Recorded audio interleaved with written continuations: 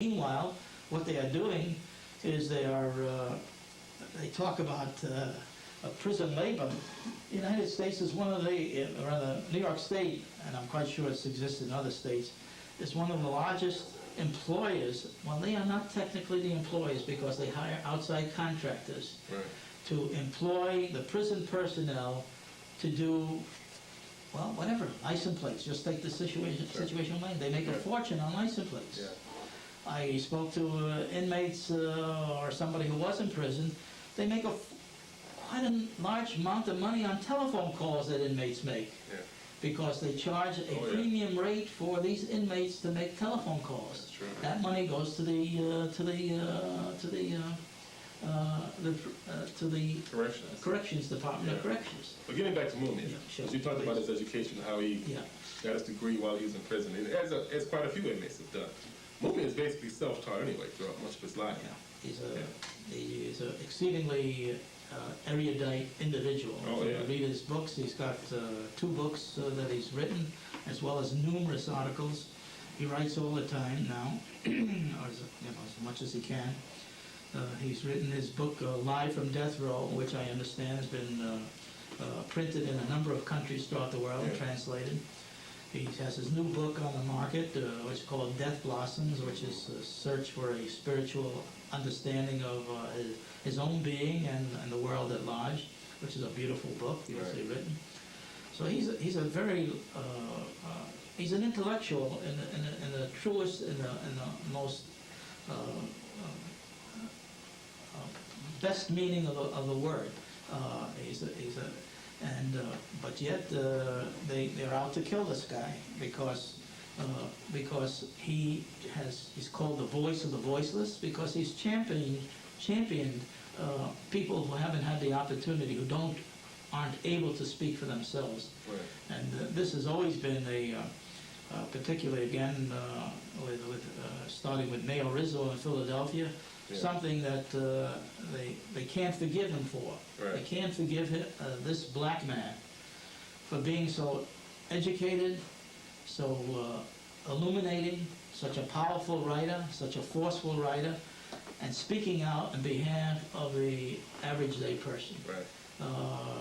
As a matter of fact, this is Rizzo, when he was mayor, you may recall, that the Wu family had come into its own creation in the 70s, and they were being harassed because they tended to wear dreadlocks. They wore dreadlocks, and they had a different approach. They wanted to have a different approach to their lives.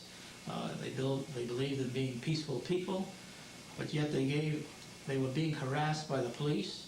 As a matter of fact, in '77, one of their youngsters, infant, was brutally murdered. There's great suspicion that it might have been somebody related to either the police or related to the police that did it. And during that year, there was a great deal of increased tension between the MOVE community and the Philadelphia police. And to prove that there was nothing to fear from the MOVE organization, in 1978, they invited the police in to investigate the building that they were living in and the community they were living in.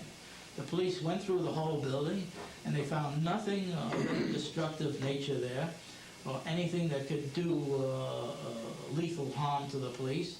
And what did the police do? 600 policemen raided that building. I remember there was 600 policemen descended on that building, and in the process, an officer was shot. Okay, well, hold that thought. We'll get back to the police after we take a brief pause.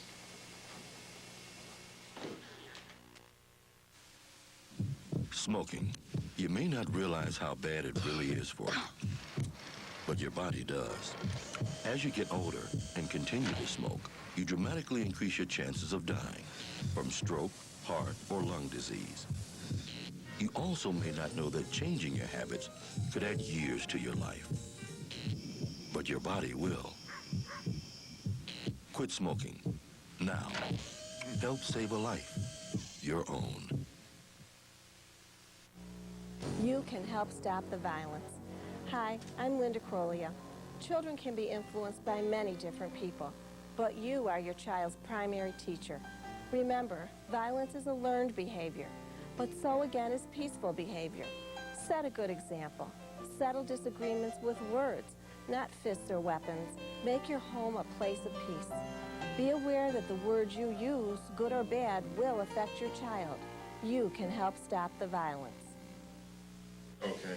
Now, we were talking about police abuse before. Now, of course, obviously you're not anti-cop, so to speak, okay? Not in that sense, no. Right, yeah. Okay. So I'm saying this for one reason, because, you know, right now is probably a sensitive period in Buffalo because of the recent death of this officer that passed, this African American officer. Yeah, that had passed away, that was shot. And of course, you know, we have to differentiate between, we don't really know what happened, what transpired. I don't know what transpired between the police officer and this young man that shot him, whatever, and it's a sad situation. But what we're dealing with today is a political prisoner, abu-Jamal, who is a death row prisoner, and who allegedly shot a police officer, but it really hasn't been proven. And but behind that superficial veneer of cop killer seems to be a long-heated rivalry between Mumia and the powers that be in Philadelphia. And of course, which is one more thing which is coming to light is the long-standing police corruption that's been going on in Philadelphia. Yeah, well, as I was beginning to indicate that in '77, and '78 after the attack with the police on the MOVE headquarters and the death of the officer in that situation who was shot, Mumia attended a conference that was held by Mayor Rizzo in a police presentation, a hearing, or rather an interview, Okay. a press conference. Okay, finally got it right. Press conference. And at that press conference, Rizzo, looking directly at the Mumia, said,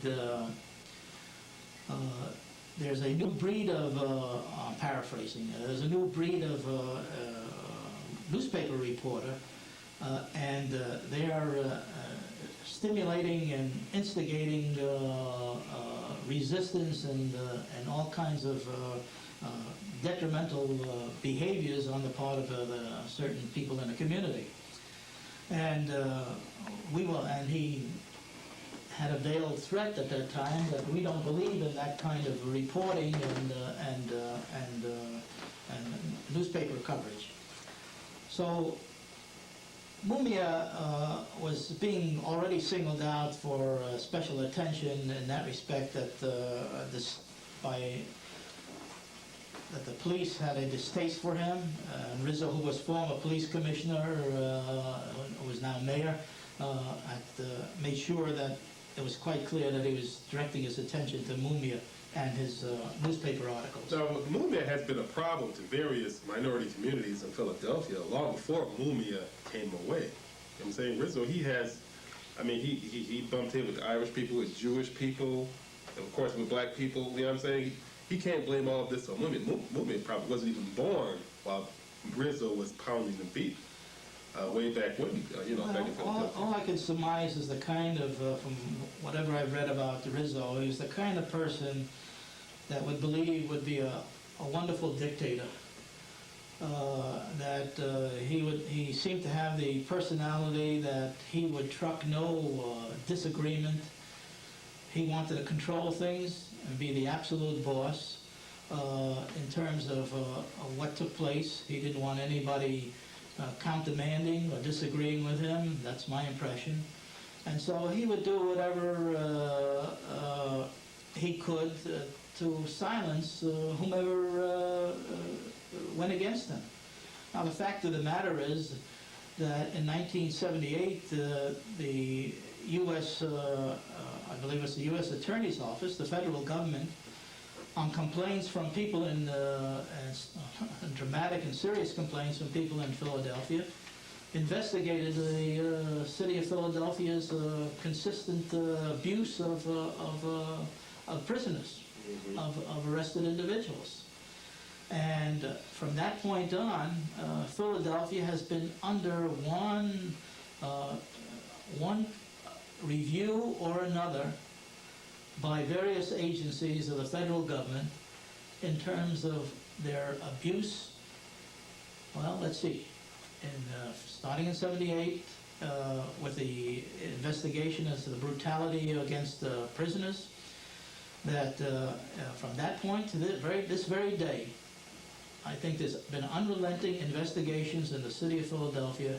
There was the 1-squad investigation, the 3-squad investigation, the Eastern Division investigation, and now we have the 39th District investigation, in which involves some 1,200 cases that are under review, that where the police, and not only the police, but also prosecutorial and judicial misconduct, and by those two words I mean that there have been judges involved and prosecutors involved in falsifying situations, creating abusive situations, distorting the facts, lying, and even murder in regard. Now, the case, what has happened is that, as I say, 1,200 cases are under review. 300 to this date have been turned around, where people previously convicted have been released. One of them was a grandmother who was framed on a drug charge. She's been released. We know what happened in the Ramona, Africa situation, where she sued this one, turned around and sued the city for $1 million. Right. Okay, and won. Yeah. And so you have in the 39th District, there's been several detectives and policemen who have been convicted. Yeah. And the interesting part of that, one of those officers was intimately involved with one of the witnesses in the Mumia case, who coerced a witness to change her testimony to the fact that Mumia was the shooter. Yeah. Now, well, see, I've heard about that 39th district. Those guys, those people there involved there, they're pretty notorious. I mean, they would bend over backwards to stick it to you if that's where the case. You know what I'm saying? I would hate to even be driving by the 39th district on a traffic charge, because you don't know what's going to happen after that. You know, that's the thing about it. But I heard about a lot of the corruption scandals and everything a couple of years ago, and I said, I know some of that's got to do with the Mumia case, because it went right. It goes back to that same time period, late '70s, early '80s. You know, and it's a tragedy. It's really a tragedy, because how much power do we have to stop it? See, what can the black community do about this?